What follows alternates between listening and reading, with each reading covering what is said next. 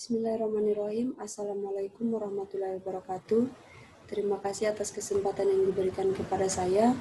Sebelumnya perkenalkan, nama saya Intan Safitri, Tambuk 2019 51019, jurusan Sistem Informasi, STIMIP Bina Bangsa Kendari. Pada kesempatan kali ini saya akan mencoba membahas mengenai etika dan keamanan dalam menggunakan teknologi informasi. Ya.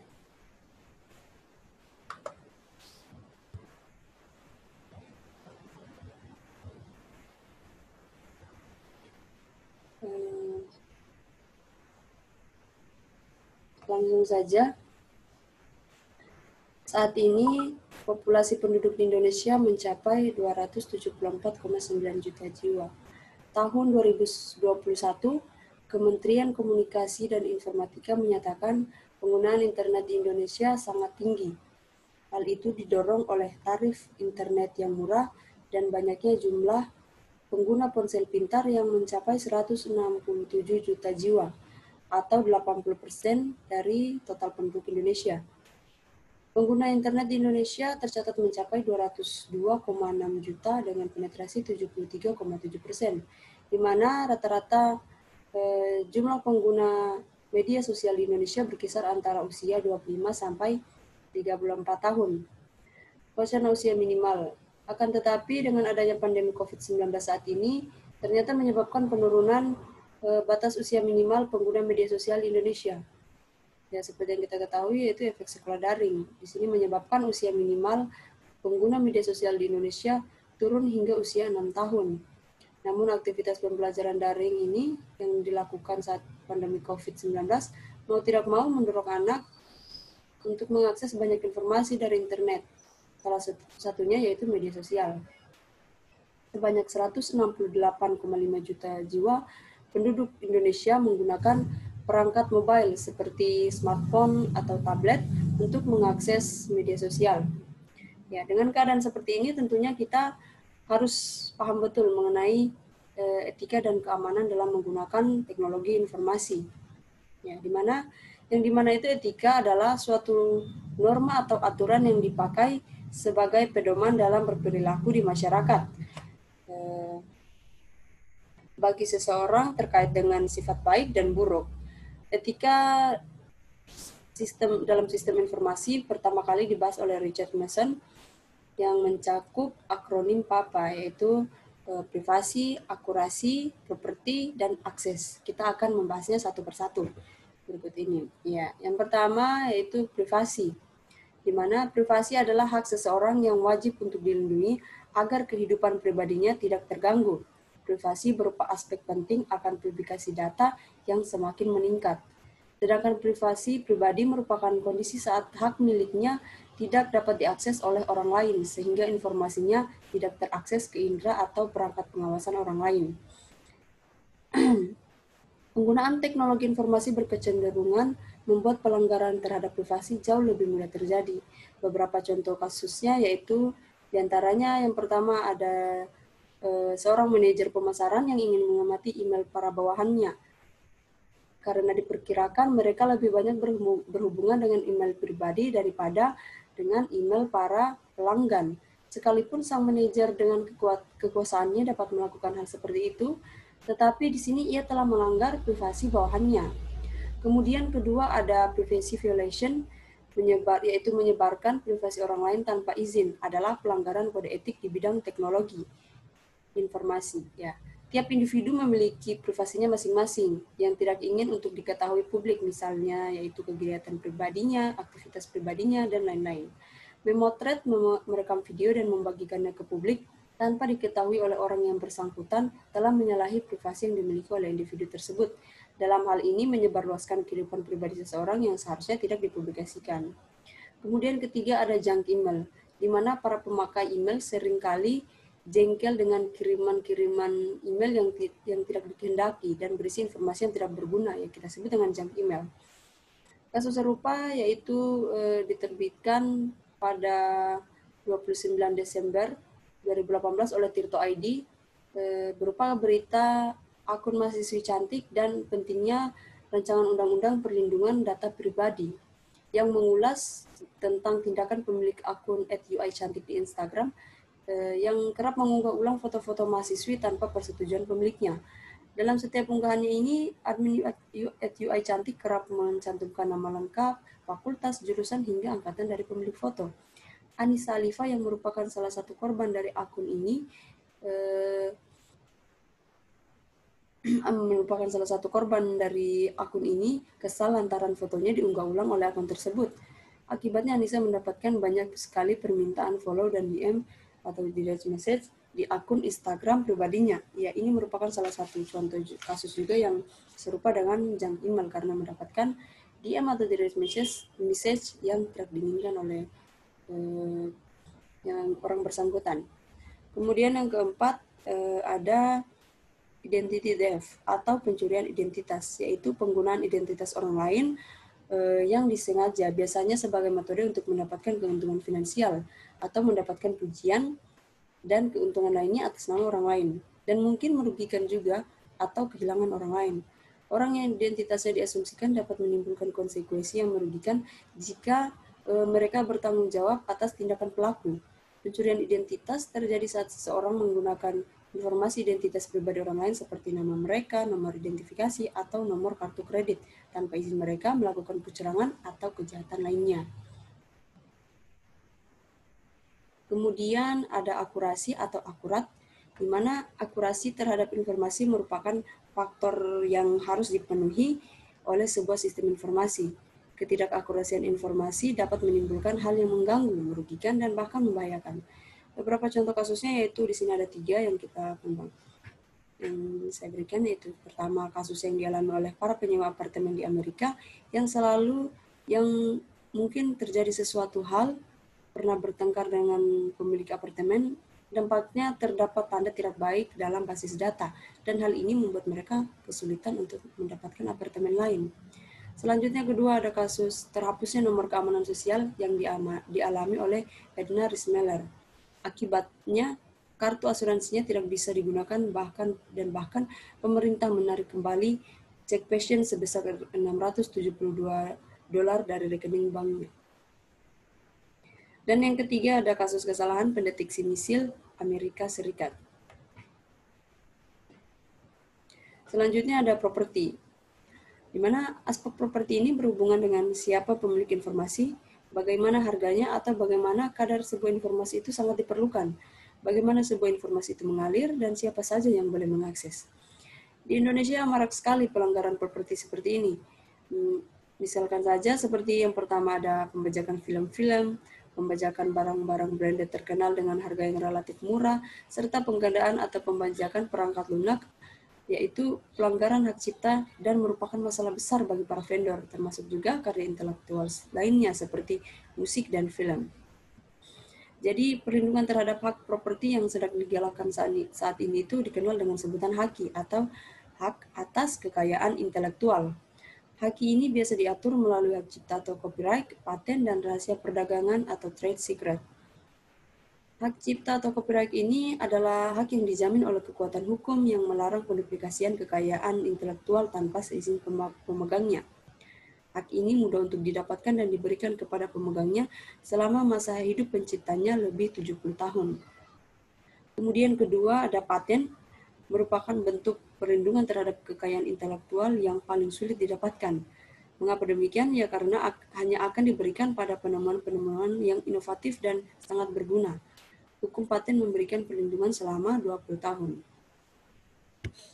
Ketiga ada hukum rahasia perdagangan, yaitu melindungi kekayaan intelektual melalui lisensi dan kontrak, di mana pada lisensi perangkat lunak, seseorang yang menandatangani kontrak menyetujui untuk tidak menyalin perangkat lunak tersebut atau untuk diserahkan kepada orang lain atau dijual lagi.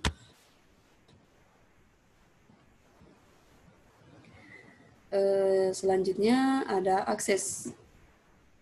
Akses ini berhubungan dengan informasi apa yang dapat diperoleh oleh seseorang atau organisasi, dan dalam kondisi seperti apa, fokus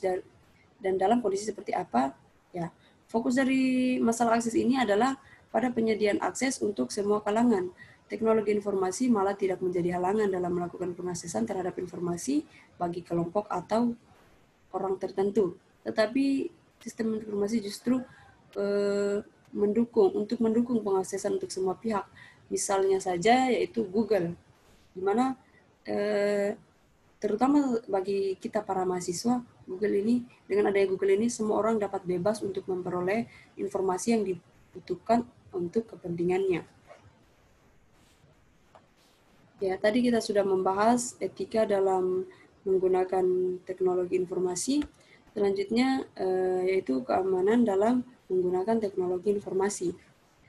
Keamanan sistem informasi pada saat ini itu telah banyak dibangun oleh para kelompok analis dan programmer, namun pada akhirnya ditinggalkan oleh para pemakainya. Hal tersebut terjadi karena sistem yang dibangun lebih berorientasi pada pembuatnya, sehingga berakibat sistem yang dipakai sulit untuk digunakan atau mungkin kurang user-friendly bagi pemakainya. Mungkin sistem kurang yang interaktif dan kurang memberi rasa nyaman bagi pemakai, sistem sulit dipahami interface dari menu dan tata letak kurang memperhatikan kebiasaan perilaku pemakai, sistem dirasa memaksa bagi pemakai dan mengikuti prosedur yang dibangun sehingga terasa kaku dan kurang dinamis. Keamanan dari sistem informasi yang dibangun tidak terjamin. Keamanan sebuah sistem informasi atau sebuah informasi merupakan suatu hal yang harus diperhatikan. Masalah tersebut penting karena jika sebuah informasi dapat diakses oleh orang yang tidak berhak atau tidak bertanggung jawab, maka keakuratan informasi tersebut akan diragukan, bahkan akan menjadi sebuah informasi yang menyesatkan. Keamanan dalam sistem informasi atau dalam informasi bertujuan untuk mencapai 3 tujuan utama, yaitu yang pertama ada kerahasiaan, di mana untuk melindungi data dan informasi dari penggunaan yang tidak semestinya oleh orang-orang yang tidak memiliki otoritas. Sistem informasi eksekutif, sumber daya manusia, dan sistem pengolahan data transaksi merupakan sistem-sistem yang terutama harus mendapat perhatian dalam keamanan sistem informasi. Kemudian kedua ada ketersediaan, di mana supaya data dan informasi perusahaan tersedia bagi pihak-pihak yang memiliki otoritas untuk menggunakannya.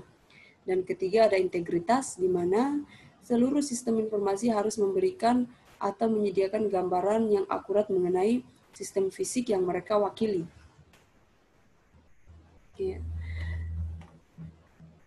Kemudian ada masalah keamanan dalam menggunakan teknologi informasi.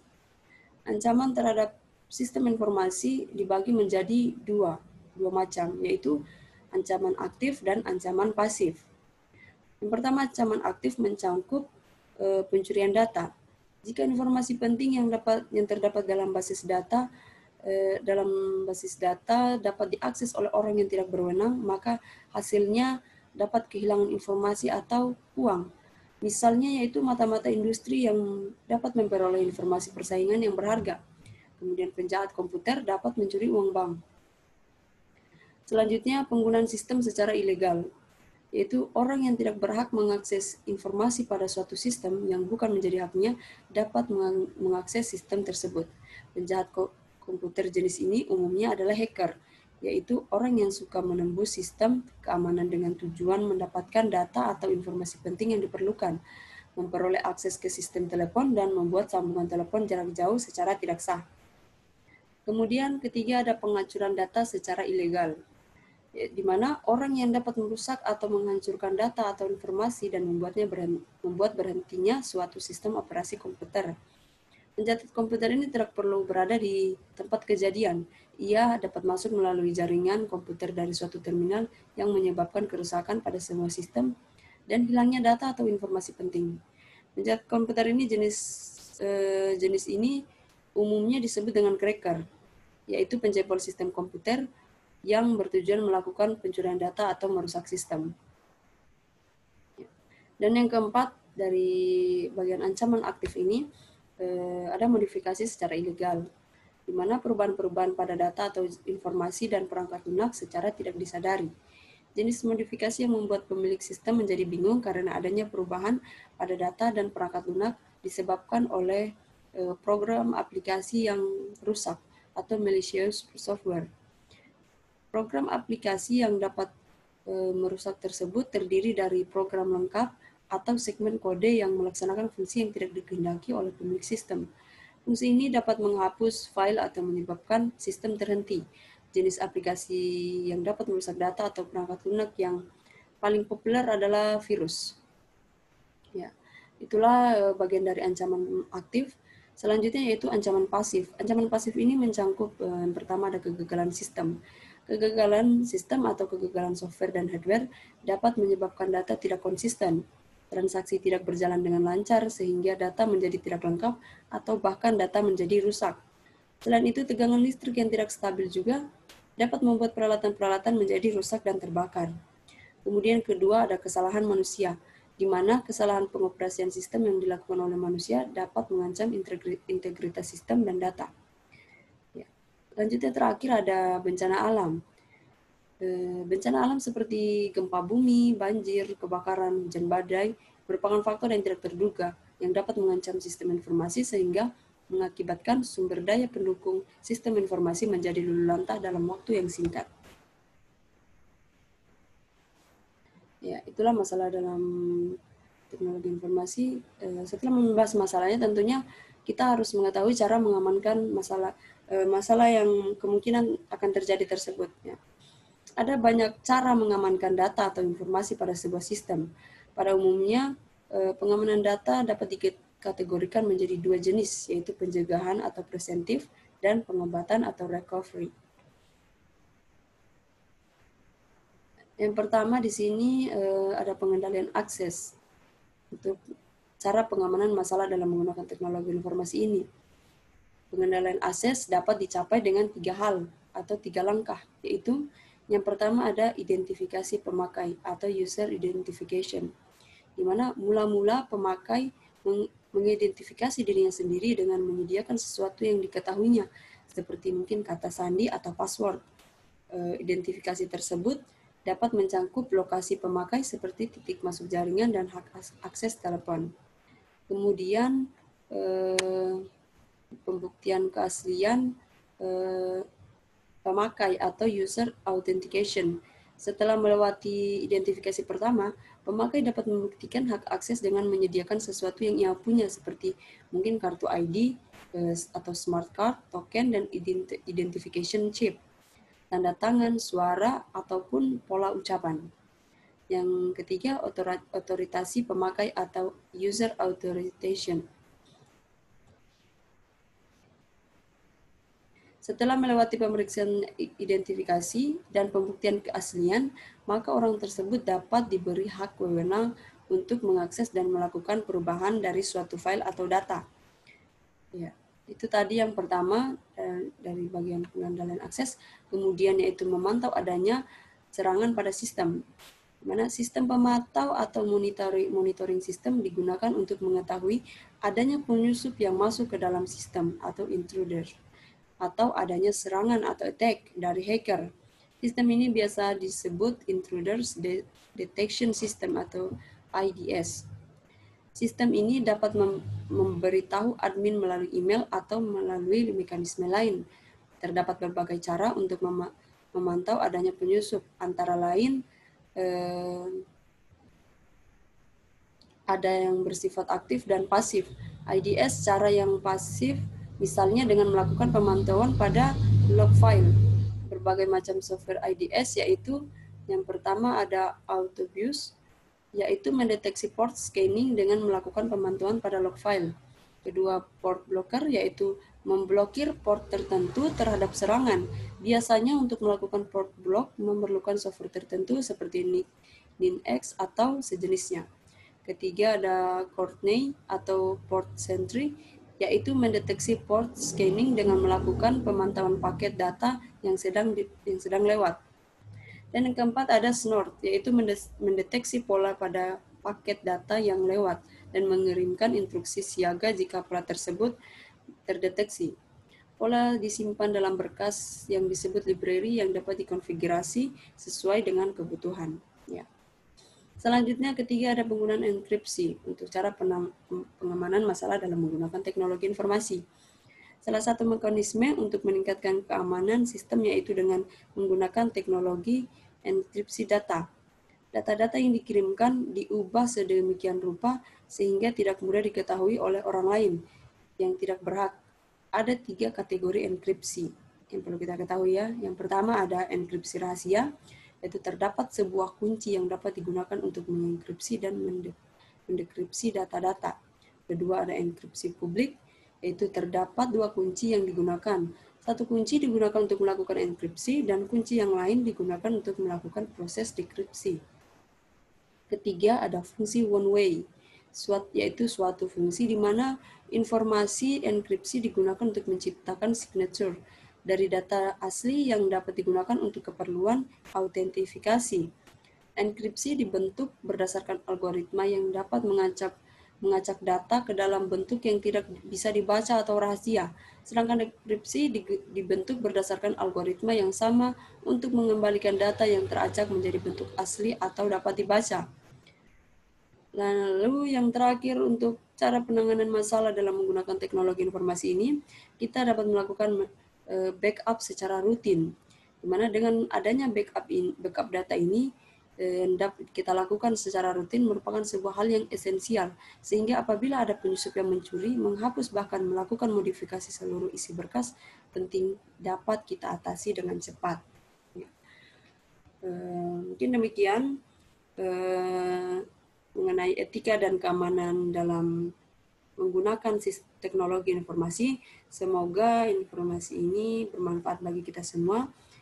Apabila ada kesalahan dalam menjelaskan dan kekurangan, mohon dimaafkan. Saya akhiri. Wabillahi taufiq wal hidayah. Wassalamualaikum warahmatullahi wabarakatuh.